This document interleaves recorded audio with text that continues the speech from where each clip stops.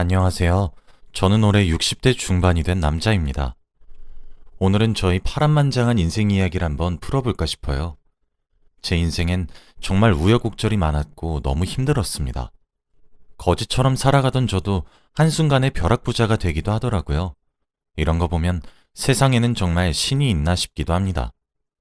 저는 어렸을 적부터 부모님을 잃고 여동생과 단둘이서 살고 있었어요. 고등학생 때 돌아가셨는데 한순간에 집안에서 경제적인 일을 하고 계시던 두 분이 사라지시니까 저와 동생은 매일을 굶어야 했죠. 저는 공부를 잘했어서 대학교에 가고 싶었지만 돈이 너무 없었고 결국 고등학교를 자퇴하고 공장에 들어가서 일을 했습니다. 제 꿈은 이루지 못해도 괜찮으니 여동생만큼은 하고 싶은 거 다 하게 해주고 싶었거든요. 그래서 동생 하나만 바라보면서 살았습니다. 새벽에는 이웃집 할머니 집으로 가서 돼지 먹이도 주고 돼지 배설물도 치우면서 돈을 벌었고 해가 뜨면 해가 질 때까지 공장에서 열심히 일을 했습니다. 몸에는 돼지의 배설물 냄새가 매일 배어 있었고 사람들은 저를 멀리하기 시작하더군요. 다행히도 여동생은 부모님이 돌아가셨다고 엇나가지 않았고 바르게 자라서 공부도 잘하고 성실했어요. 저를 많이 의지하는 여동생을 보니까 일을 더 열심히 해야겠더라고요. 하루에 3시간씩 자면서 일을 하는 게 습관이 되었습니다. 그러다가 하루는 제가 너무 힘들었는지 쓰러진 적이 있어요. 공장에서 기계를 돌리다가 머리가 어지러워서 눈을 잠깐 감았는데 눈을 뜨니 병원이더라고요. 그런데 일어나니까 팔이 한쪽이 없었습니다. 엄청난 고통이 제 팔을 감쌌고 저는 눈물이 흘렀죠. 저는 과로로 인해서 쓰러지면서 기계에 제 팔을 넣었다고 해요. 그러면서 절단이 되었고 쓰러졌다고 했죠. 옆에 있던 동생이 자기 때문에 일하다가 그렇게 된 것 같다면서 미안하다고 펑펑 우는데 제가 더 미안했습니다. 앞으로 돈은 누가 벌고 동생 뒷바라진 어떻게 해야 할지 막막했거든요. 그래서 저희의 인생은 끝난 줄 알았죠. 저는 집에서 한쪽 팔로 부업을 시작했고 처음엔 너무 힘들었지만 적응하다 보니 속도도 점점 빨라지더라고요. 그치만 제가 공장에서 일을 할 때만큼 돈을 벌지 못했습니다. 이웃집에서 돼지 관리하는 것도 나름 재밌었는데 하지 못하니까 아쉽더라고요. 그때도 잠을 거의 자지 않으면서 부업을 했던 것 같습니다. 동생은 옆에서 공부를 하고 저는 부업을 하고 그랬죠. 그렇게 저와 여동생은 돈을 덜 쓰면서 생계를 유지해갔고 다행히도 동생은 간호사의 꿈을 이룰 수 있었어요. 동생은 성인이 되니까 더 성숙해졌고 남자친구도 사귀면서 놀러 다니더라고요. 저는 연애를 한 번도 해보지 못했었는데 동생의 웃는 모습을 보니 저도 연애가 하고 싶어서 집안에서만 있는 생활을 그만하고 밖으로 다녔습니다. 다들 제가 한쪽 팔이 없으니 처음에는 당황하고 괴물처럼 보시다가 시간이 지날수록 익숙해지셨는지 별 반응이 없으시더라고요. 저희 동네가 워낙 작아서 아마 다 아시는 분이라 그랬던 것 같습니다. 그런데 거기서 제 연인을 만나게 되었어요. 저는 동네를 걷다가 슈퍼마켓에 들렀는데 거기에 주인 자리에 앉아 있더라고요. 그 슈퍼마켓 주인 아주머니와 친해서 자주 갔는데 아주머니는 안 계시고 아리따운 여성분이 계셨는데 아마 따님분인 것 같았습니다. 저는 얼굴이 빨개졌고 물건을 사고 계산대에 올려두었죠. 그때 주인 아주머니께서 들어오시고는 어이구 영민이 왔냐? 인사해 우리 딸 이라며 그 여자분과 인사를 시켰어요. 저는 빨개지는 얼굴을 가릴 수 없었고 아주머니는 어이구야 영민이 얼굴 빨개지는 거 봐라. 우리 딸 마음에 드나 보다. 뭐 소개해줄까? 라며 말을 했죠. 저는 괜찮아요 라고 소리치고 슈퍼마켓을 뛰쳐나왔습니다. 그리고 집에 갔는데 며칠 동안 그 여자의 얼굴이 생각나더라고요. 얼굴도 하얗고 긴 생머리였는데 그녀는 너무 제 이상형이었습니다. 그런데 며칠 뒤 슈퍼 아주머니께서 저희 집을 알려주셨는지 그녀가 저희 집 앞에 서 있었어요. 그녀도 제가 마음에 들었나 봅니다. 그날부터 저와 그녀는 매일 만났고 연애를 시작하게 되었죠. 여동생은 신기하게도 제가 연애하는 걸 바로 알아맞혔고 어떻게 알았냐고 물어보니까 얼굴에 생기가 돈다고 하더라고요. 정말 신기했습니다. 팔을 잃고 다신 여자를 만나지 못할 것 같다고 생각을 했지만 얼굴도 예쁘고 성격도 착한 이런 여자를 만난 건 정말 행운이라고 생각했어요. 그리고 저는 오랜만에 친한 친구를 만났습니다. 제가 고등학교도 중퇴하고 일을 하면서 바쁘게 살다 보니까 친구도 없는데 이 친구 저의 유일한 친구였거든요. 술을 한잔하면서 이런저런 이야기를 하는데 갑자기 친구가 야, 너 주식이라고 아냐? 이런 말을 하더라고요. 옛날에 들어보긴 했는데 하는 사람도 적고 정확히 뭔지도 몰라서 관심이 없었거든요. 그런데 친구가 요즘 주식이란 걸 하고 있다고 하는 겁니다. 근데 주식을 하고 돈을 엄청 많이 벌었다면서 자랑을 하길래 세상에 공짜 돈이 어딨냐? 돈 그렇게 쉽게 못 벌어. 라고 말을 했죠. 그런데 친구는 자기 한 번만 믿으라면서 이것만 사면 제 인생이 핀다고 하더라고요. 저는 절대 믿지 않았습니다.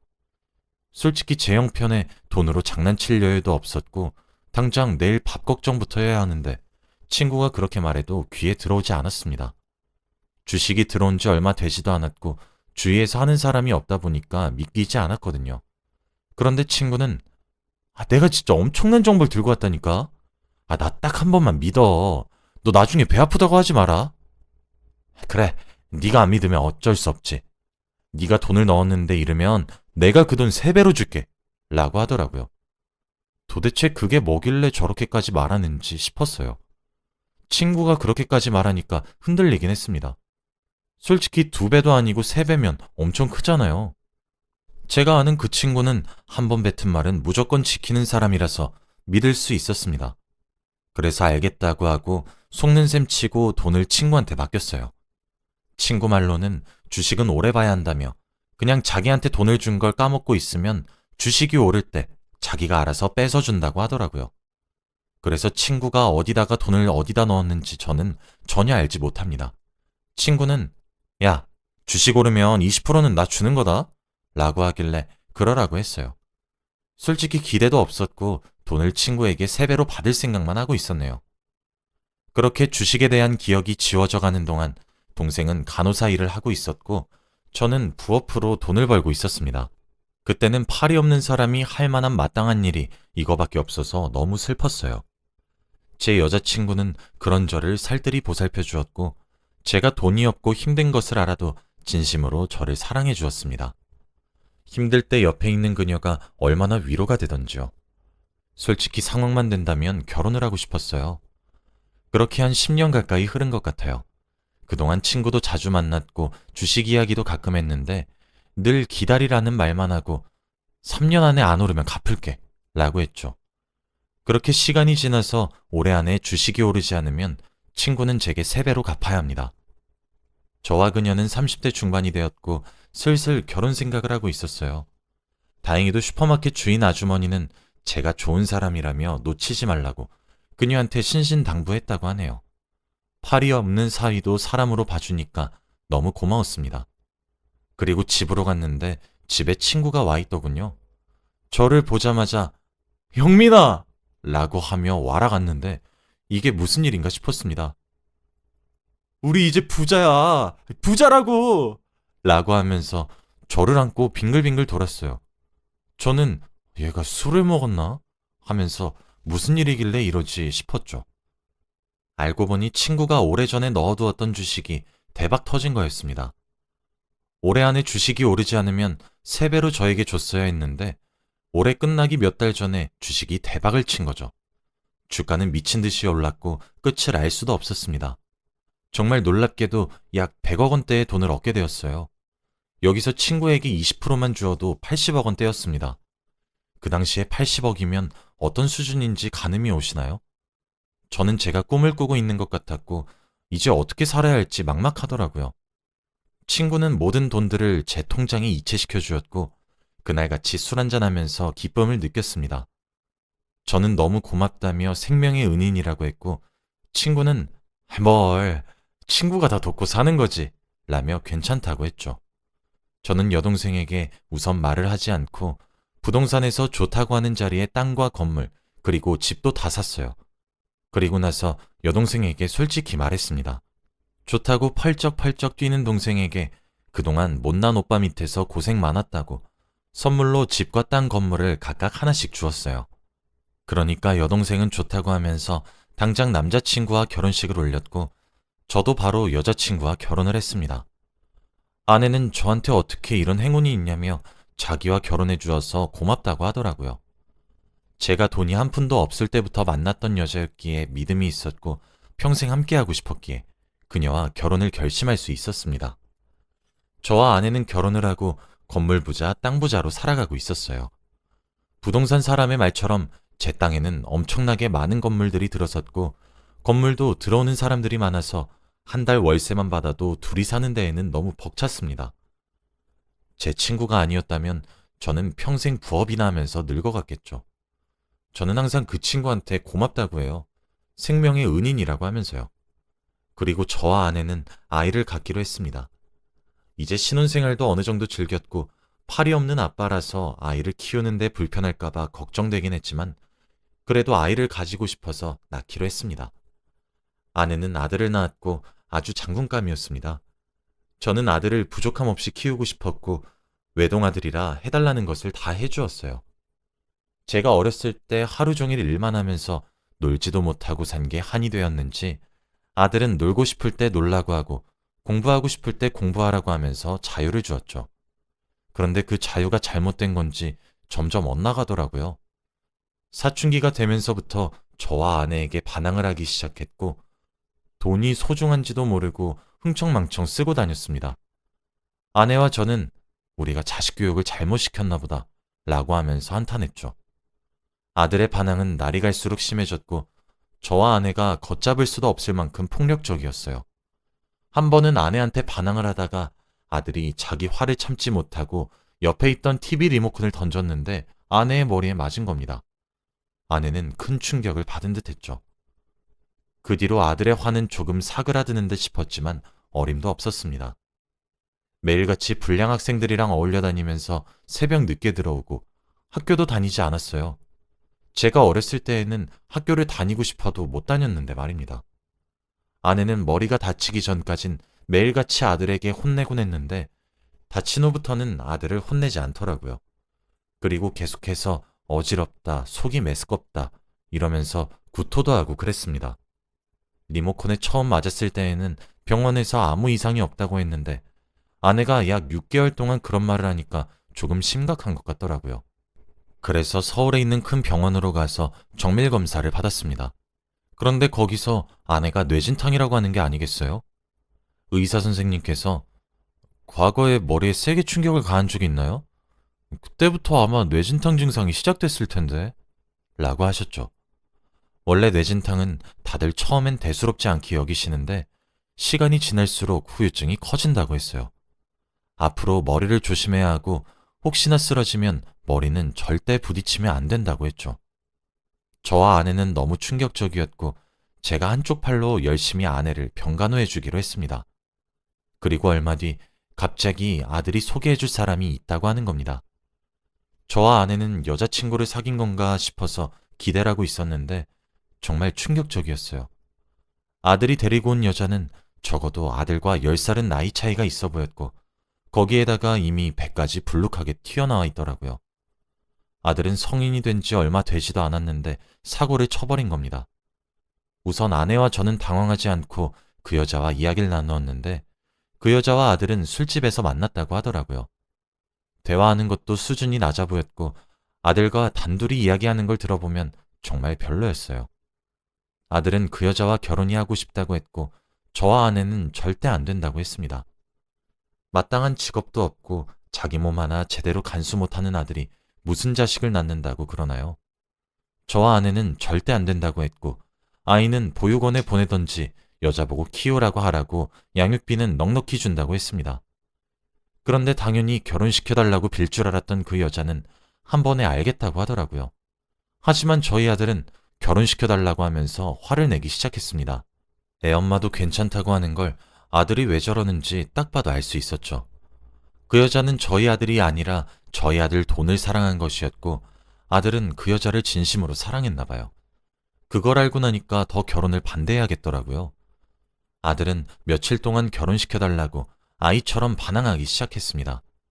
온 집안의 물건을 다 부수기도 하고 제 차를 다 긁어놓기도 하면서요. 그리고 집에도 잘 들어오지 않았죠. 항상 아들이 벌인 일들을 뒷정리하는 건 저와 아내의 몫이었습니다. 같이 아들 잘못 낳았다고 한탄하면서 바닥에 떨어진 물건들을 줍는데 그때 아내가 순간적으로 어지러웠는지 일어서면서 털썩 하고 쓰러지더라고요. 저는 너무 놀라서 119에 신고를 했는데 구급차가 올 때까지 너무 오래 걸리더라고요. 아내는 숨을 쉬지 않았고 제가 심폐소생술을 하려고 해도 팔이 한쪽밖에 없으니 아무것도 하지 못하는 제가 너무 한심했습니다. 아내는 세게 넘어져서 머리에 충격도 많이 간 것 같았죠. 제발 살아있기만 해달라고 간절히 빌었던 것 같습니다. 하지만 하늘도 무심하시지 결국 아내는 오랜 투병 끝에 하늘나라로 갔습니다. 의사 선생님께서 최선을 다했지만 어쩔 수 없다고 했고 저는 한순간에 아내를 잃은 남편이 되었죠.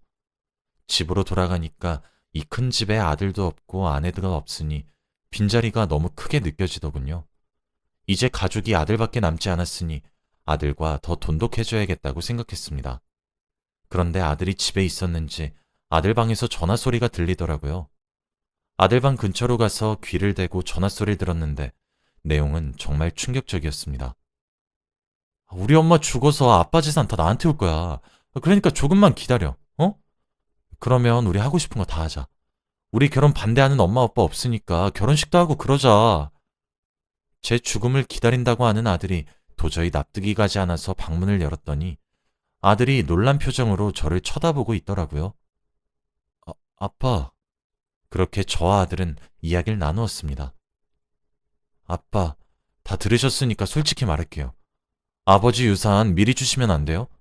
어차피 돌아가시면 저한테 다 물려주실 거잖아요. 그리고 아버지 돈 쓸 일도 없으시고 집이랑 건물, 땅들도 다 제 명의로 바꿔주세요. 생각해보마.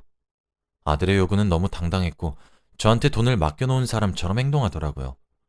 제가 생각해본다고 하니 아들은 기분이 좋았는지 싱글벙글 웃어댔습니다. 아들을 보니까 어린 시절에 돈을 힘들게 벌었던 기억이 떠오르면서 눈물이 나더라고요. 아직도 철도 안 들고 그렇게 막 살고 있는 아들을 보니까 제대로 된 교육을 해주고 싶었습니다. 우선 제가 들고 있던 모든 건물과 집, 그리고 땅의 명의를 저에게 주식을 권유했던 제 친구로 바꿨습니다. 제 친구도 이미 부자이긴 하지만 제가 부자가 될 수 있었던 이유가 친구였기 때문에 고마운 마음으로 그랬죠. 그리고 시골에서 소박하게 살만한 작은 집을 구하고 제 재산의 90%는 힘들게 살고 있는 아이들과 저처럼 장애를 가지고 있는 사람들에게 기부했습니다. 나머지 10%도 제가 죽을 때까지 평생 먹고 살 만한 돈으로 충분했거든요. 그리고 집에 있던 아들의 짐은 밖으로 다 뺐습니다. 저는 시골로 혼자 내려갔죠. 몇 시간 뒤에 아들이 연락이 오고 난리가 났는데 혼자서 일어서는 법을 배워야 한다고 생각했기에 절대 연락을 받지 않았습니다. 지금은 조용한 시골로 내려와서 혼자서 살고 있는데 아내 생각이 아주 많이 나요. 진작에 내려와서 둘이서 살 걸 싶었습니다. 너무 마음이 아파요. 아들은 보고 싶지 않습니다. 어디서 뭘 하는지 별로 궁금하지 않네요. 저를 원망해도 상관없습니다. 아들은 혼자서 잘 해낼 거라고 믿어요. 제 이야기는 여기까지입니다. 들어주셔서 감사합니다.